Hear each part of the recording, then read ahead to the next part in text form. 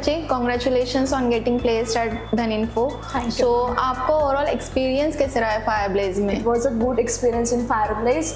जैसे कि कुछ डाउट्स रहते हैं वो एक्स्ट्रा बैठ के क्लियर करते हैं। फैकल्टीज़ भी बहुत अच्छी है। और जैसे कि तो बीच बीच में क्विज रहती है। और जो एक्स्ट्रा मतलब जो क्लियर नहीं होते डाउट, वो जो एरर्स आते हैं, मतलब जो नहीं समझ में आए, तो जैसे Kajal ma'am, Ankita ma'am and Kunal sir, वो स्पेशली बैठ के क्लियर करते हैं कि ऐसा नहीं, कि ऐसा करो। ओके, तो वो तो आपको समझाते हैं, बट आप प्रॉपरली कर रहे थे कि नहीं कर रहे थे, वो भी इम्पोर्टेंट है। हाँ मैम, प्रॉपरली कर रहे थे। Okay. इसीलिए ये सब हुआ है। ओके, और जैसे कि आपका धनइन्फो में अभी सिलेक्शन हुआ है, तो उसकी इंटरव्यू प्रोसेस कैसे रही, वो आप कुछ बता पाएंगे? हाँ, जैसे कि 3 टाइप में हुआ था। फर्स्टली स्क्रीनिंग था, देन उसके बाद में HR प्लस ये मैनेजर राउंड था, एंड उसके बाद में एप्टीट्यूड हुआ था। और जो स्क्रीनिंग राउंड था वो रिज्यूमे बेस पे ही था, मतलब जो रिज्यूमे अच्छा, ATS स्कोर वगैरह अच्छा है तो वो मतलब शॉर्टलिस्ट हो रहे थे रिज्यूमे, जिनका नहीं था तो वो शॉर्टलिस्ट नहीं कर रहे थे। तो वो एक प्लस पॉइंट है फायरब्लेज में कि वो रिज्यूमे बिल्डिंग अच्छे से करवा के देते हैं। जैसे कि दीप्ति मैम बहुत अच्छे से रिज्यूमे बिल्डिंग करा करते हैं। ओके, सो जैसे कि अभी आपने मेंशन किया है कि रिज्यूम मोस्ट इम्पॉर्टेंट है, राइट? तो वो सेशंस आपके प्रॉपरली हुए हैं फायरब्लेज में? हाँ मैम, वो डेली मतलब वो सैटरडे को हुए थे सेशन, तो हम पूरे सैटरडे को सेशन अटेंड करते थे। जैसे कि इंट्रोडक्शन अच्छे से करवा के देते मैम, फिर उसके बाद में रिज्यूमे बिल्डिंग, प्रोजेक्ट कैसे ऐड करते हैं, और वो जो प्रोजेक्ट ऐड करते हैं वो इंटरव्यू में मेंशन कैसे करते हैं, वो भी एक ज़रूरी है कि अपने को जो प्रोजेक्ट्स रहते हैं वो एक्सप्लेन करते आना चाहिए। राइट। अभी जैसे आपने मेंशन किया है कि प्रोजेक्ट कैसे मेंशन करना है वो आपको बताया जाता था, तो आपको क्या लगता है कि प्रोजेक्ट कितना इम्पोर्टेंट है आपके स्किल्स इम्प्रूव करने के लिए?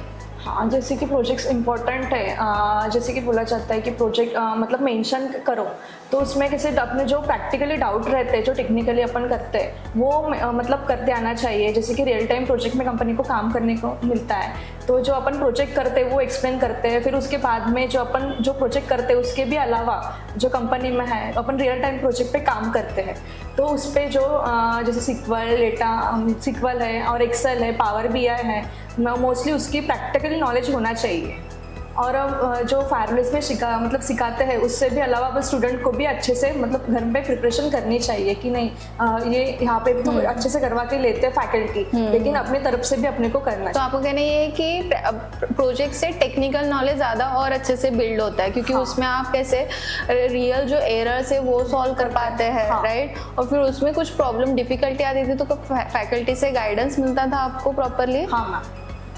सो आपका डिसीजन जो था फायरब्लेज ज्वाइन करने का, वो क्या लगता है कि वो मतलब अच्छा रहा है? वाकई मैम बहुत अच्छा रहा है। जैसे कि मैंने बहुत सारे रिसर्च किए बाहर पे, तो बहुत सारे एकेडमी ऐसे बोलते हैं कि इतने 400 प्लस कंपनी आ रहे हैं, ऐसे आ रहे हैं, तो वो नहीं होता है। तो यहाँ पे आके बहुत सारे रिसर्च किया, यहाँ पे data analyst plus data science, ML वगैरह सब अच्छा से है, तो बहुत अच्छा है।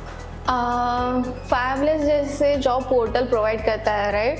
तो वो आपको कैसे हेल्प में आया है इंटरव्यू के लिए?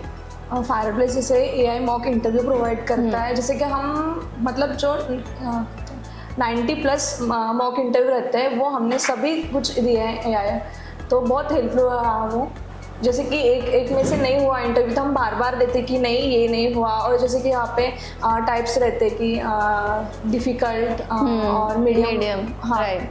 और वहाँ पे ये भी है कि आप फील्ड भी सिलेक्ट कर सकते हैं, जैसे आपको सिर्फ SQL पे देना है तो आप सिर्फ SQL पे दे सकते हैं, पावर BI, ऐसे आप टेक्नोलॉजी या स्किल्स सिलेक्ट करके उसके ऊपर मॉक इंटरव्यूज दे सकते हैं। तो वो आपको हेल्पफुल रहा है जो आपने इंटरव्यू दिया है कंपनी में जाके? हाँ, वो बहुत हेल्पफुल है। और स्टूडेंट को भी वही करना चाहिए कि जैसे AI मॉक इंटरव्यू तो लेते ही है, तो वैसे AI मॉक इंटरव्यू लेते हैं वो भी देना चाहिए। उसमें भी बहुत सारी इम्प्रूवमेंट होती है स्टूडेंट में। क्या इम्प्रूवमेंट होती है, कुछ स्पेसिफिक बता पाएंगे? कॉन्फिडेंस बिल्ड होता है और स्किल्स होती, कम्युनिकेशन स्किल्स बिल्ड होती है। तो वो आपको क्या लगता है मतलब कंपनी में एंटर करने के लिए क्या मोस्ट इम्पोर्टेंट है? फर्स्ट तो मैं रिकमेंड करूंगी रिज्यूमे, क्योंकि रिज्यूमे शॉर्टलिस्ट हुआ तो अपन अगले राउंड तक जा सकते हैं। एंड उसके बाद में जो स्क्रीनिंग राउंड होता है वो कम्युनिकेशन स्किल्स पे ही होता है। फिर बाद में उसके बाद में HR और मैनेजर राउंड होता है, और उसके बाद में मेरा तो एप्टीट्यूड हुआ था।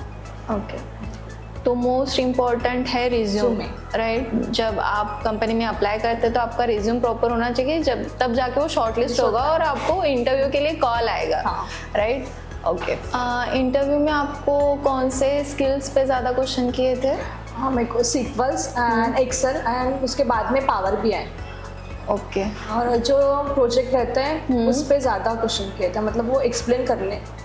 ओके। एंड एचआर इंटरव्यू में क्या क्वेश्चंस थे उनके? फर्स्ट तो जो प्रोजेक्ट उन्होंने वही पूछा था projects okay, some of your fabulous journey. Acquired skill and got the job. Thank you for sharing your valuable time and feedback to our students, and best of luck for your future. Thank you ma'am. ठीक है? Thank you.